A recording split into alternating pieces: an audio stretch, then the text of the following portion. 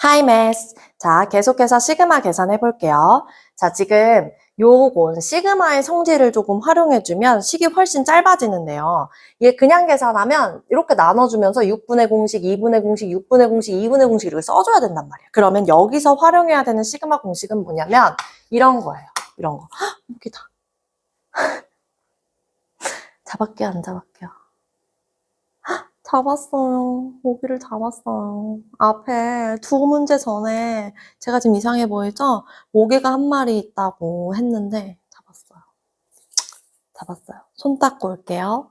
자, 계속 계산해 볼게요. 자, 시그마 K는 1항부터 N항까지다 하면 여기는 K에 관한 식이 들어있어야 돼요.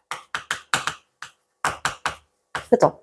근데 이렇게 해서 K에 관한 식에다가 대입을 한다고 하면 결국에 K는 1항부터 N항까지 AK. 그래서 이런 식이 된단 말이에요. 그죠? 자, 문자를 한번 다르게 써볼게요. 자, 시그마 J는 1부터 N까지라고 하면 J에다 대입을 해야 되기 때문에 여기에 식에 J가 남아 있어야 돼. J가. 자, 그러면 내가 똑같은 일반항을 데리고 와서 J는 1항부터 N항까지라고 쓰고 싶으면 여긴 K가 아니라 J를 데려와야겠죠. 근데 여러분 여기다 1 넣고 2 넣고 3 넣고 4 넣고 N까지 넣었을 때 결국에 펼쳐진 식이 똑같다면 결국 얘랑 얘는 문자만 다를 뿐이지 같은 것이 됩니다. 그러니까 일반항의 모양은 똑같은데 그냥 미지수만 다르게 놓은 거예요. 미지수만. 그래서 얘랑 얘는 똑같아요. 그러면 여기 지금 보세요. 앞에는 K로 되어 있고 얘는 I로 되어 있습니다. I로. 그렇죠? 자, 그럼 이거 문자를 하나로 바꿔낼 수 있는데 문자를 바꿀 때에는 J에 관한 식이면 J로 맞춰주고 얘가 K면 K에 관한 식으로 맞춰주고 I면 I에 관한 식으로 맞춰만 주면 되거든요. 그럼 위에 있는 식은 이렇게 바뀔 수 있어요. 자, 앞에 있는 식 K는 1부터 10이야. 자, 그러면 뒤에 있는 것도 I가 아니라 K로 한번 써볼게요. 그러면 I를 K로 바꿔. 그럼 이 I를 K로 바꿨으면 오른쪽에 있는 식에도 K에 관한 식이 들어와야 되기 때문에 내가 이 I를 K로 바꿨어? 그럼 여기서 나오는 아이들 모두 다 K로 바꿔주시면 됩니다. 아이들을 K로 바꿔주시면 돼요. 자, 그럼 K로 바꿔주면 K제곱 K 빼기 3 이렇게 되겠죠. 자, 이 값을 구하라는 거야. 그러면 여기서 성질 하나 또 하나 살펴보면요. 이런 성질을 좀 생각해 주시면 좋겠어요. 시그마에서는요. 시그마 K는 1항부터 N항까지 시그마 K는 1항부터 N항까지 비록 이 옆에 있는 식이 FK다, GK다 이렇게 다르더라도 앞에 있는 시그마의 모양이 같잖아요. 이 시그마의 모양이 같잖아요. 그러면 얘는 다시 시그마 하나로 모양이 똑같은 시그마 하나 옆에다가 이 식을 몽땅 데려와서 합칠 수 있었어요. 그러니까 시그마로 어떻게 보면 묶어주는 거죠. 자, 묶어주는 거죠.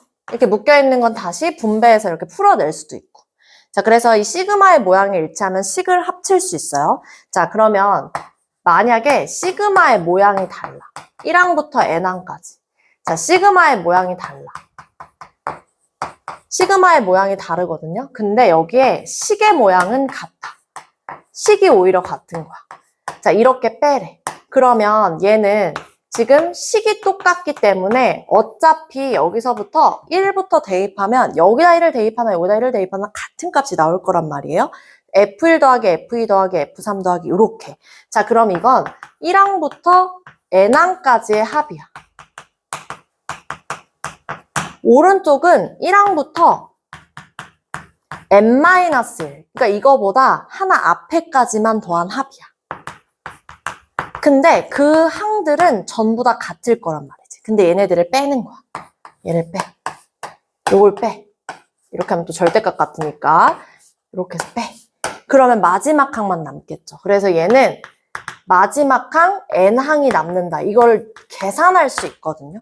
그러니까 이 식이 같을 때에도 아까 시그마가 같을 때는 항끼리 요 일반 항끼리 더해서 한꺼번에 쓸 수 있었잖아요. 얘는 식이 같을 때에는 이 시그마와 시그마를 한 번에 정리해서 쓸 수 있어요. 그럼 어떻게 되느냐? 1항부터 n항, 1항부터 n-1항. 그러면 식은 똑같이 쓰되. 식은 똑같이 쓰되 앞에 몇 항부터 몇 항까지가 남는 것이냐? n-1항부터 해서 얘 n항까지. 그러니까 k에다가 n을 넣은 것부터 n을 넣은 것까지 마지막 항만 남게 되는 것이죠. 그래서 얘는 f에 n만 남는다. n 넣은 항만 남는다. 라고 얘 k를 일정하게, 그러니까 일정한 식을 유지하면서 이 시그마를 정리해낼 수 있다는 거죠.